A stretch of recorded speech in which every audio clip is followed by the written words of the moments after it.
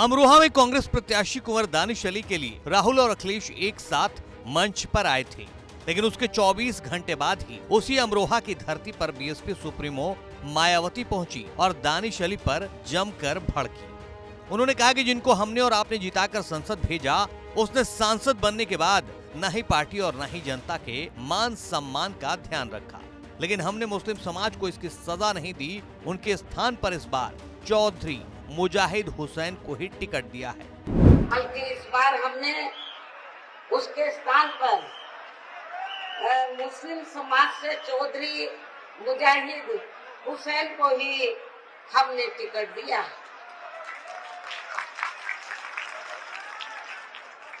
जिनको जिताने में आप लोग जी जान से लगे। हालांकि आज यहाँ आपकी इकट्ठा हुई भीड़, अपार भीड़, वह भीड़ के जबरदस्त जोश को भी देखकर अब मुझे ये काफी हद तक भरोसा हो गया है कि पिछली बार की तरह इस बार भी आप लोग अपने प्रदेश से जहाँ लोकसभा चुनाव में अपनी पार्टी का बेहतर रिजल्ट देंगे।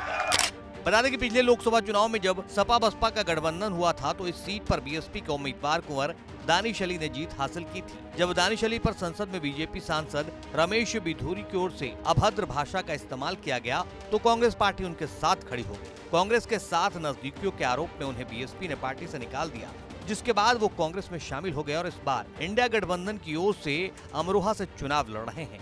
मायावती के आरोपों पर उन्हीं की जुबानी उनकी सफाई सुनी। मैं उनके बयान पर कुछ नहीं कहना चाहूँगा, लेकिन इतना ज़रूर कहूँगा कि मैं उनकी पार्टी से सांसद था तो जिन उसूलों को लेकर के बाबा साहब डॉक्टर भीमराव अंबेडकर ने संघर्ष किया या मान्यवर काशीराम ने संघर्ष किया, उन उसूलों पर मैं खड़ा रहा। अब हम तो चाहते थे कि बहन जी और बीएसपी भी गठबंधन में आए। राहुल जी ने भी कहा, अखिलेश जी ने भी कहा, और हमारा समाज जो शोषित वंचित पीड़ित समाज है वो सब चाहता था इस बात को। लेकिन कुछ तो मजबूरियां रही होंगी, ऐसे ही कोई बेवफा नहीं होता। जिस मंच से मायावती ने कांग्रेस प्रत्याशी दानिश अली पर सवाल खड़े किए, अमरोहा के उसी मंच से मायावती ने कांग्रेस और बीजेपी दोनों पर ही निशाना साधा। मायावती ने कहा बीजेपी इस बार आसानी से केंद्र की सत्ता में आने वाली नहीं है। अगर वोटिंग मशीनों में कोई गड़बड़ी न की जाए तो इस बार उनका कोई नाटक जुमलेबाजी काम नहीं आएगा। कई वर्षों से बीजेपी व इनके सहयोगी दल केंद्र एवं काफी राज्यों की भी सत्ता में काबिज हो गए,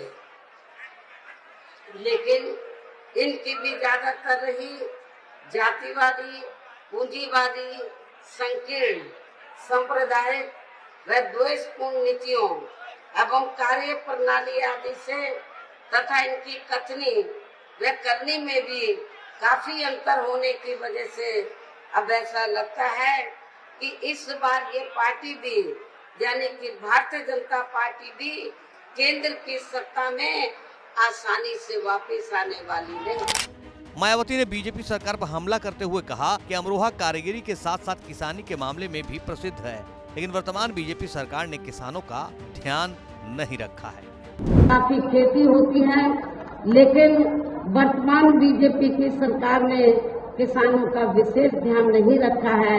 लेकिन यहाँ की इस क्षेत्र की जो फसल है, जो कारोबारी लोग हैं, जब हमारी पार्टी पावर में थी तो हमने इस मामले में पूरा ध्यान रखा है।